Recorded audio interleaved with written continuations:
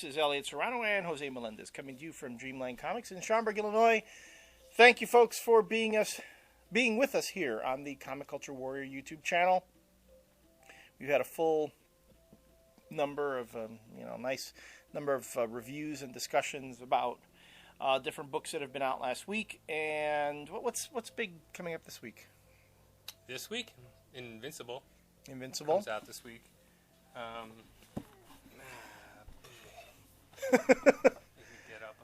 Well, There are like a couple of. Oh, Dark Avengers #3 comes out. Dark Avengers #3, which I'm not going to buy it. I'm just going to read it, so we can talk about it. But I'm not going to buy it. It's kind of a small week. Nothing really great. There aren't going to be like 6 Avengers books coming out in 1 week, are there? No, actually, Dark Avengers is like the only Avengers book. That makes no sense to me. How does did New Avengers and Mighty Avengers come out on the same day, like a couple weeks ago? Mm-hmm. Yeah, confused. Yeah, I don't know. It's really... Oh, a new Punisher comes out. Yeah. So that's pretty awesome. Speaking of Mighty Avengers, man, we had a bit of a discussion going on about the artist on Mighty Avengers. He's not even doing the next issue. He's not? No, that's right. He's not. He's only doing the cover. They already got a fill-in artist. Fucking pathetic, man. Jesus. A 3-issue story arc. Couldn't even do the whole thing? Wow. No. Yeah, and because they made it a point on all the ads. Cover by Cody Found. Like, oh, really? He's not even doing the interiors? No. Way to fucking drop the ball on that book. He probably can't handle it. I think it's just he can't handle it. It's too much. They should probably do a bit like they did with Tony Harris on Starman, where you have, Tony would do a story arc, and then they would do like a 3-part story arc. That's true. Plus, I'm not going to crap on somebody else's work, but especially when they can do it obviously better than me. In any case, beyond that discussion, we also had the issue. There was a commenter that read our last Rants, which included our Watchmen review, blaming comic book totalitarians and ignorant non-comic fans for the Watchmen movie kind of dying at the box office. Mm-hmm. Now, by the time this airs, people will know that while the Watchmen opened to huge box office its first weekend, it spiraled. It fell off the map the following weekend. If anything, Race to Witch Mountain, that Disney movie with The Rock ended up... beating it in it's box a kids' office. movie, first of all. It is a kids' movie, exactly. And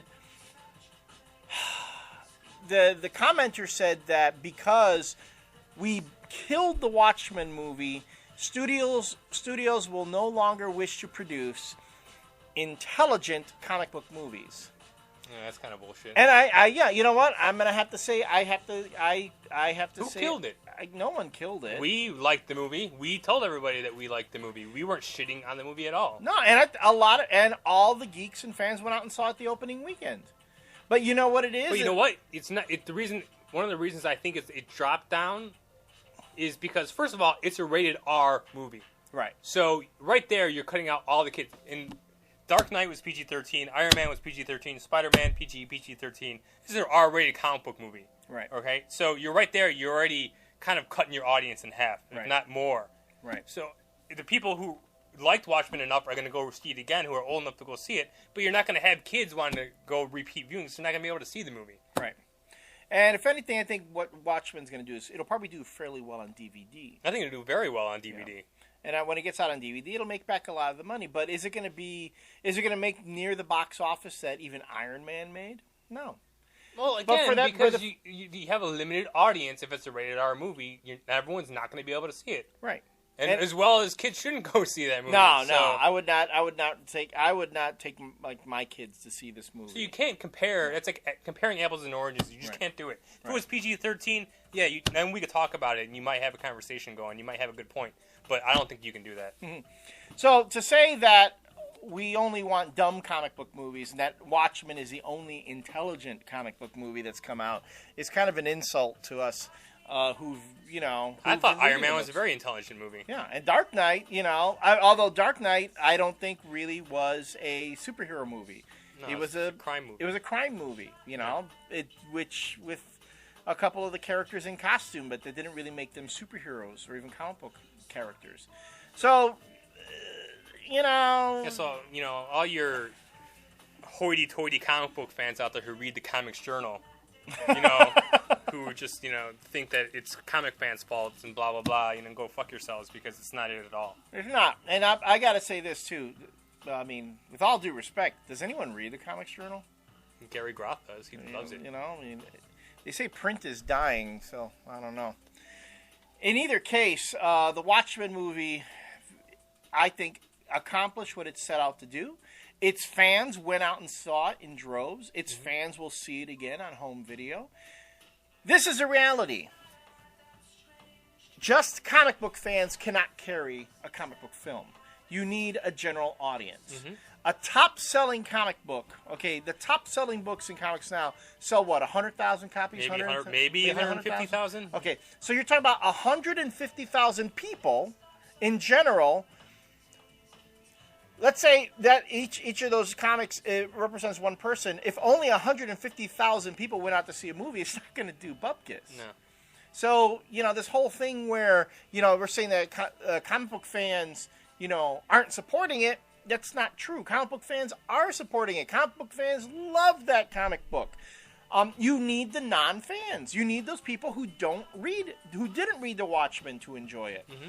How many people told me after seeing Iron Man that they loved Iron Man and they'd never read an Iron Man comic book?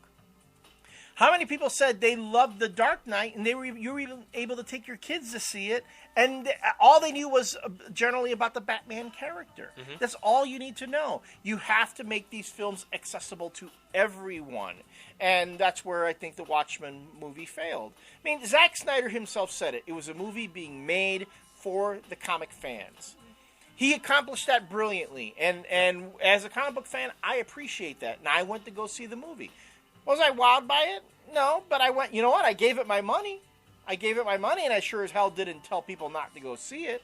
But I also told my non-comic book reading fans, if you've never read the comic book, you might not enjoy it as much. And that's what we said last week, and I think that's totally true. It's totally true. Because all my non-comic book reading fans have said, it's okay. They didn't get how this was such an incredible event, that the Watchmen movie was this huge event, when in reality, it was for a very small population.